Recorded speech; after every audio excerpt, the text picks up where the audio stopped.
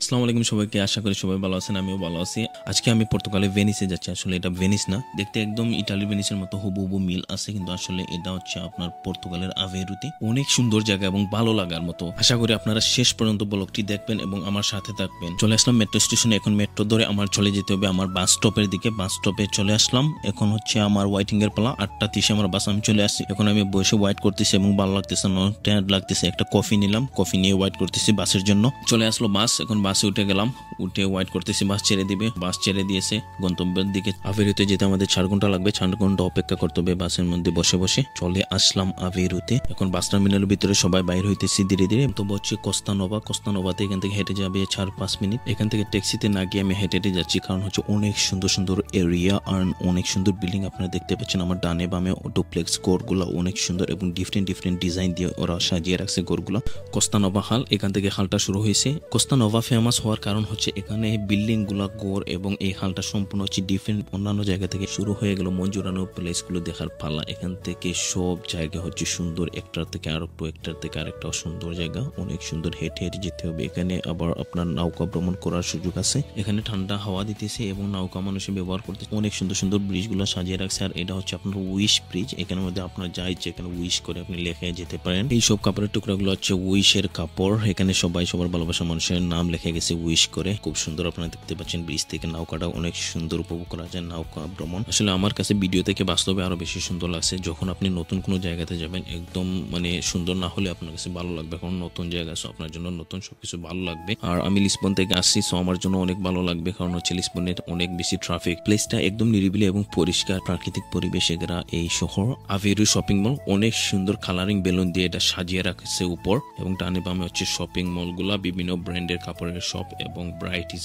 ওদের সবকিছু অনেক সুন্দর সাজানো গুছানো থাকে এবং খুব পরিষ্কার থাকে। মানুষগুলো অনেক পরিষ্কার, আমাদের মতো না। শপিং এর শুরু থেকে শেষ পর্যন্ত হাঁটলাম, হেঁটে হেঁটে দেখতেছি, ভালোই লাগতেছে ভিতরে। এখন উপরের দিকে চলে যাব হেঁটে হেঁটে। আশা করি আপনারা কমেন্ট করে জানাবেন আপনাদের সব থেকে কোন প্লেসটা অনেক বেশি ভালো লাগছে। অনেক জায়গায় হাঁটছি, হাঁটতে তো অনেক খিদা লাগছে, তো হেঁটে হেঁটে খাইতেছি বিস্কুট, সাথে বিস্কুট নিয়ে আসছি। খাওয়ার সময় এখন ব্লগ করতে হবে। 4 ঘন্টার ভিতরে আমার ব্লগ ফিনিশিং করে আমার বাস ধরতে হবে লিসবনের দিকে। স্পোর্টস জোনের দিকে 20% ও 50% সেল দিচ্ছে। ভিতরে গেলাম, গিয়ে দিকে একটি টি শার্টের মধ্যে লেখা মেড ইন বাংলাদেশ। নিজেকে অনেক প্রাউড ফিল হয়েছে। আমরা বিশ্বের দরবারে অনেক ভালো পজিশনে আছি এবং বিজনেস করতেছি। চলে আসলাম বাইরে। So guys, can you guess where I am? আসলে আপনারা টার্গেট ঠিক আছে, আমি গেসের সামনে আছি, ফরাং আভেরুতে।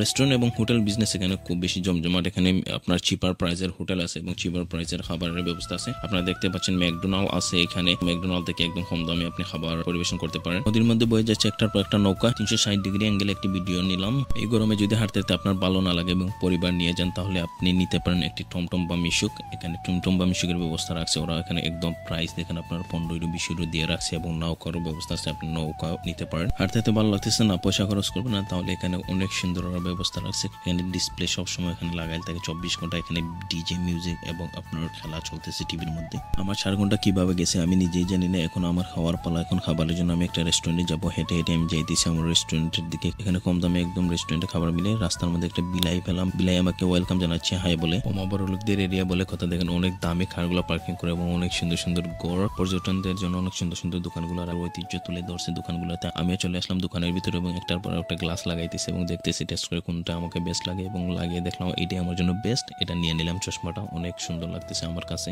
আপনারা মন্তব্য করে জানাবেন আমার কোন গ্লাসটা সবচেয়ে বেস্ট লাগছে আপনাদের কাছে। চলে আসলাম একের ভিতরে সেলফ সার্ভিস। এখানে নিজে নিজে অর্ডার দিতেছি। এখানে বসে খাবো। অর্ডারটা দিয়ে দিলাম, নিয়ে নিলাম অর্ডারটা। এখন বসে বসে খাইতেছি। খাইয়ে চলে যাবো নিচের দিকে আর ব্লগটা শর্ট করে ফেলবো, বেশি লম্বা করবো না। ওমা বাইরে এসে দিকে এত বড় ডিসপ্লে লাগালে এবং সবাই অপেক্ষা করতেছে। পর্তুগাল এবং তার্কিন ম্যাচ হবে এবং ডিজে কনসার্ট চলতেছে। 5-7 মিনিট বাকি আছে, ম্যাচটি শুরু হয়ে যাবে। আমিও বসে পড়লাম ওদের সাথে। আমার আরো 1 ঘন্টা আছে বাসের জন্য, সো আমি 1 ঘন্টা পরে চলে যাব। তো 1 ঘন্টা আমার এখানে খেলা দেখে স্পেন্ড করবো, তারপর চলে যাবো বাস স্টপে। খেলাটি শুরু হয়ে গেল। ওমা এটা কি করলো? তুর্কি নিজেদেরকে একটা বইরা দিছে। আমি আশা করছিলাম মনে হয় হাঁটাহাঁটি খেলাটা হবে, ওরা নিজেরাই নিজেদেরকে বইরা দিছে একটা। আসলে একটা কথা আছে না যে জাতের পাঁচ কাদায় দেয়। আমি কিন্তু তুর্কির পক্ষে ছিলাম, কিন্তু পর্তুগালে থাকতেছি, কিন্তু আমার মনে মানতেছে না তুর্কির বিপক্ষে যাব। তো যাই হোক, খেলাটি দেখে ফেললাম। এখন আমার সময় হয়ে গেছে চলে যাওয়ার। সো আশা করি আপনাদের সবার ব্লগটি ভালো লাগবে। আর অবশ্যই আপনারা আমার সাথে থাকবেন, লাইক, কমেন্ট এবং সাবস্ক্রাইব করে। অবশ্যই দেখা হচ্ছে অন্য কোনো ব্লগে। এই পর্যন্ত আপনারা ভালো থাকুন, বাবা।